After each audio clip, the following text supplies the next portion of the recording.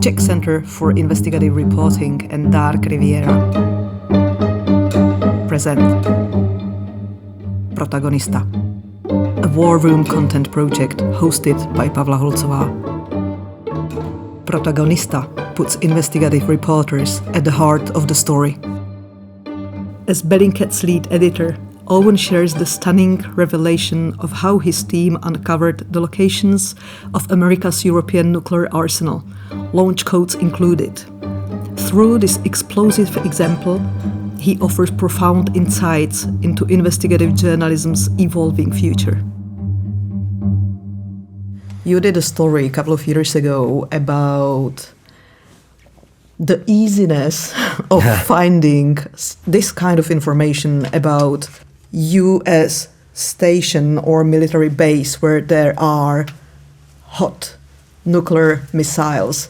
And then you found out, your colleague, that you can actually find all the sensitive information online just by Googling.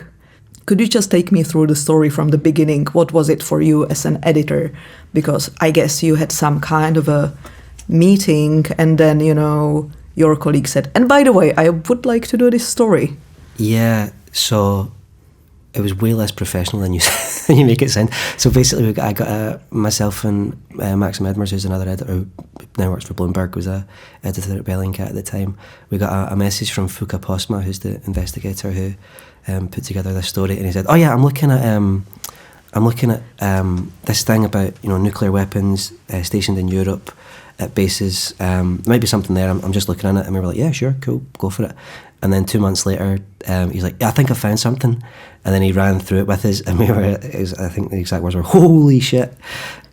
So the story was that Fuka, again, I'll say this about all of my colleagues at Bellingcat, outrageously intelligent and talented, and just have this ability to think laterally and not linearly, and think just ask the question that no one else asks, or to be able to look at things in a completely different way. So what Fuka, he had a little bit of knowledge beforehand because his previous job was at an organisation called Pax for Peace. And he knew, it's known that nuclear weapons, US nuclear weapons, are stationed at 5 or 6 bases across Europe. It's never been publicly disclosed because it's neither confirm nor deny. But that, I guess, halts questions being asked on, is it right for nuclear weapons to be stationed here? What about the people who live around those bases? Do they have the right to know exactly what's happening there? So he was interested in that, and he thought, I'm going to just see if I can understand when planes fly into this base and when planes fly out of this base, delivering things, and maybe there's stuff that's leaked online that I can find out. So he knew a few of the terms and phrases to look for. So he started Googling, and within, he said it's the second or third page of Google results, he was like, his exact words are, "I'm seeing things that I shouldn't be seeing."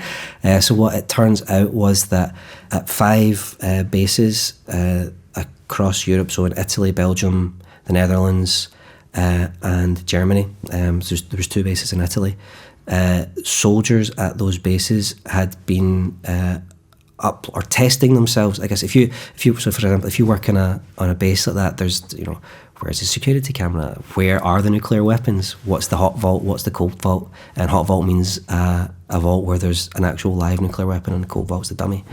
And he began to see answers like that, or he began to see information like that on searches on Google. And he was like, "Okay, that's interesting. What is this?" And he looked, and it was flashcard apps. So these apps, I guess there's a non-digital version, there's a digital version. So the digital version would be, you type in your question, the card flips over, and it gives you your answer. So it's a way of study, a way of learning. And it turns out that soldiers on those bases had been using those apps to learn, or to remember, what's the secret password, what's the duress word, and that, they hadn't clicked the privacy button, and then because they hadn't clicked the privacy button, that information was out there on the internet. So when Fuka typed in these terms, it appeared, and that set him off. One card led to another card. Some soldiers had use their real names. So then he began looking them up on Facebook, and that kind of helped verify, yeah, they were stationed there. Images, and the image we used on the story came from there. It was an incredible image of 30, 40 soldiers outside a hangar in the Netherlands, posing with it turned out a dummy nuclear weapon, but still like a really striking picture to kind of tell the story. Incredible find, and an important find as well, because if you are a person who lives near those bases, I think you kind of want to know that the security for those bases is out there on the internet. How the hell did it happen? Like they didn't have any security training. No one told them like, you need to, if you want to do it, you need to push the. So we asked. I'm quoting from memory here. So we asked you. I said, do you know that your soldiers or your airmen are using these flashcard apps? Like, do you have any policies against that? And they said, no, we didn't know that. So by the time that was one of the things. By the time we published the story, all of that information had been taken offline, so you can tell how sensitive it was. So they finally pushed the privacy button, or they got in touch with the flashcard companies and were like, take this down immediately. What does it mean that those information were public? Like, try to do kind of like a it shows doomsday scenario. So the concern we had, nuclear weapons can cause a lot of damage, and the security of those nuclear weapons is called into question with this information out there. We found it, but what if ISIS found it, or what if someone else with really bad intentions found it? What if another state actor found it? There's a lot of things that could go wrong there, and it's definitely within this is the reason we decided to publish it. It's definitely within the public interest to have it known that security on these bases is out there on the internet, or a lot of the security measures to keep these bases safe is just out there on the open internet. So with those kind of information and codes and locations, what would you able to do? Would you be able to launch nuclear weapon? I don't think you would be able. It's more. Can you get access to the base, or can you? And once you get access to the base, who knows what you can do? If you know the duress word, if you know the password, if you know where the security camera is, if you're an organisation with bad intentions, what could you potentially do with that information? I don't think you need to. Your imagination doesn't have to run that wild to pick out bad scenarios. So you are listening as an editor to a potential story, and your colleague Fouquet is just like, holy shit. As a person, I guess you believe like, no, this is not happening. And as a journalist, you are like, yes, let's do it.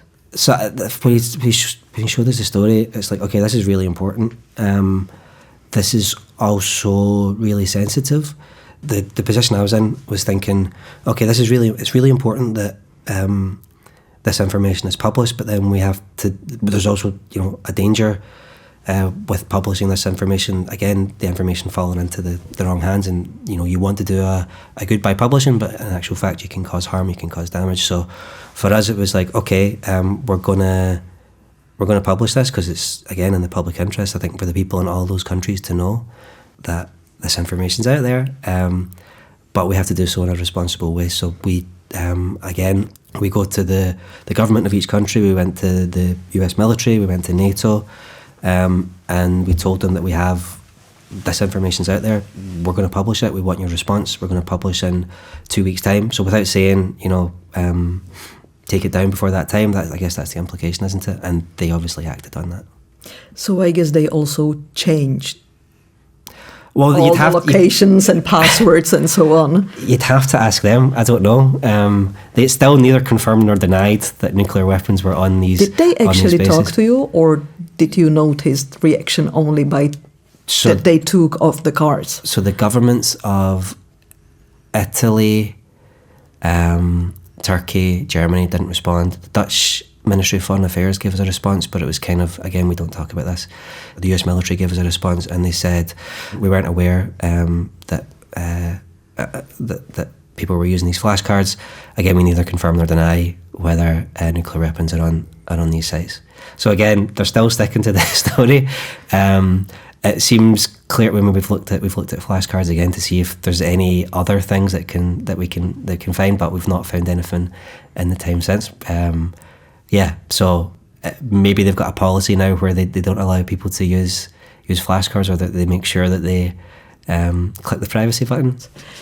At Bellingcat, you really need to work with a lot of highly trained, highly specialized people, kind of nerds.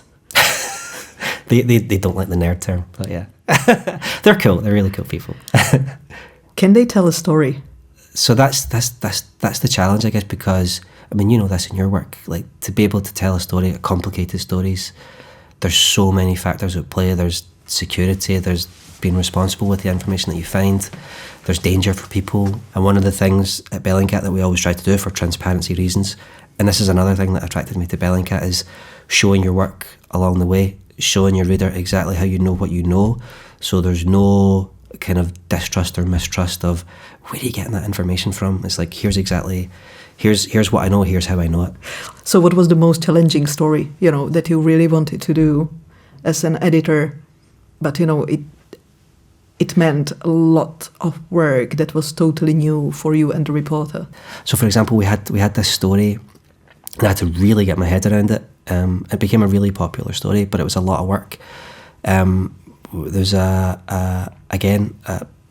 hobbyist investigator named Ollie Ballinger, who is an academic at UCL in London, and he had figured out that when you go to Sentinel Hub, which is this satellite imagery platform that you can have optical satellite imagery, but then you can have different bands, and you can see infrared and that type of thing. But he realised that when you switch the band to a particular frequency, that's the frequency that Patriot missile batteries and other types of defensive missile systems, radar systems use. So if he went back, so Sentinel Hub has been online. It's was part of the European Space Agency. It's been online since 2014. If you went back and kept the band on that level all the way back to the start of when this information has been posted online for free, you can see every time a Patriot missile battery has been switched on, or a defensive missile, so Chinese and Russian defensive missile batteries have been switched on. So you have around Israel, nuclear plant in Israel, around oil facilities in Saudi Arabia, on the east coast of Sweden along the Baltic Sea, just bright light signalling radars, which is an amazing find. But then trying to explain that to people, how you know that and how you can see that, is challenging, and how to make that interesting as well without it becoming an academic paper. And what does it mean? It means they were switched on. Well, it means that there may be. And you only switch a defensive missile battery on when you're expecting something, because otherwise you've switched it on, and then your opponent might know where your defences are. So it suggests that they're on for a reason at a particular time. For example, we, using this method, Ollie had figured out a long time after the fact, to be fair, that I don't know if you remember, in 2019 there was an attack on a really large oil facility in the north of Saudi Arabia, and it seemed like it was the Houthis, and it was a surprise attack, but in actual fact a radar system had been switched on the day before at another facility. So it seemed like maybe the Saudis might have had some intelligence suggesting that an attack might be imminent, because why else would you switch that system on unless it was a coincidence, you were just testing it. So what is the future of open source investigations? That's a really good question. This is the challenge for Bellingcat, I guess, isn't it? Because it's not just Bellingcat in this field now. That's good, right? That's the mission. The mission of Bellingcat has always been to show the power of these methods, and to share them so other people can do it themselves. That's what the aim is. And the fact that the New York Times, the BBC, the Washington Post, Financial Times, Le Monde, all these other organisations have these units. They've got vastly more resources than Bellingcat does. They can do the kind of human side of things as well that Bellingcat can't do. That's good, but then it also creates a challenge. Okay, so where do we where do we go next? There's a technical aspect to that as well, and then there's the kind of publishing aspect or the practical aspect for us. So the technical side of it is technologies are changing. People know what geolocations are now. You don't need to explain that to people. A lot of militaries, so for example, the MH17 story, where a lot of information that allowed us to show, or allowed Bellingcat to show that the missile had come from within Russia, militaries are wise to that, and they tell their soldiers, don't post anything on social media. And then that's happened in the current war in Gaza. Israeli soldiers have posted a lot of very incriminating stuff on social media, and the Israelis are, telling them now, don't do that. So I think more and more militaries become wise to that, so that creates a challenge. If that information isn't online, how are you going to tell those stories? Is that still going to be possible? We'll find out.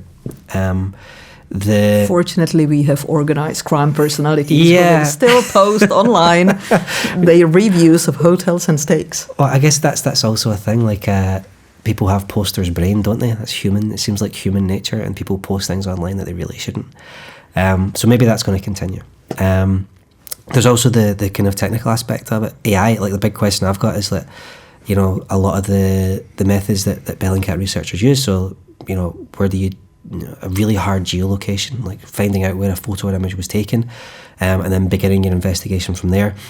Could it be a situation in a couple of years where you can just put in your image and then say geolocate this to some AI tool and it will find it for you, and then a large part of the open source investigator's job is just done by a machine? That would be amazing. Yeah. Whether we get there, I don't know. We'll see. Then there's also, what can you use open source material for? There's a journalistic aspect to that. To me, there's an educational aspect of it, and I know that there's a justice and accountability aspect of that as well. So organisations like the ICC and like accountability bodies are looking to bring cases for war crimes, for example, and open source evidence, it seems, is going to be a big part of that in the future. But you're also part of it. Like, you are really mapping civilian harm in Ukraine. Yeah, so that information is out there, and if any justice and accountability body wants to use it, they're free to use it. There's another organisation called the Centre for Information Resilience that's doing more, focusing on more conflicts in Bellingcat, and that is very much their aim, to document this stuff and to put it out there, to make it publicly available, and to do so in a way that means it can be used in trial if someone is willing to use it at a trial. Do you personally like disapproving what people said or proving that they were lying? Yeah, there's a satisfaction that comes from that, I guess, doesn't there? Or even not even just disproving. Like, I don't think you set out to do that. I think you set out to, and I think it's really important. It's really important not to fall into that trap, to not go, haha, you're the bad guy, I'm going to get you. I think what's really important is to say, okay, here's what people have put out there. Can we figure out from their public statements or denials and the open source information, videos or photos or other types of information that's out there, can we figure out what's happened and frame it that way? And I think you're much more likely to get solid results than if you allow yourself to think of, you're my enemy, you're the bad guy, I'm going to get you. We are, as a journalist, and especially at Bellingcat, you published so many important stories, and so important stories that, were exposing really how things were done. And you've been faster than the official investigations. But at the same time, in the background, the world is changing and it's never enough. How do you deal with it? You are always earning new enemies. You still need to learn new things, It's changing so fast that you will be never at the top of it. Yeah, it feels like you're always battling against the tide. There's always going to be bad things happening in the world, isn't there? But that doesn't mean that you shouldn't try and figure out what's actually happening. Or there's always going to be disinformation, but that doesn't mean that you should stop trying to find out what the truth is.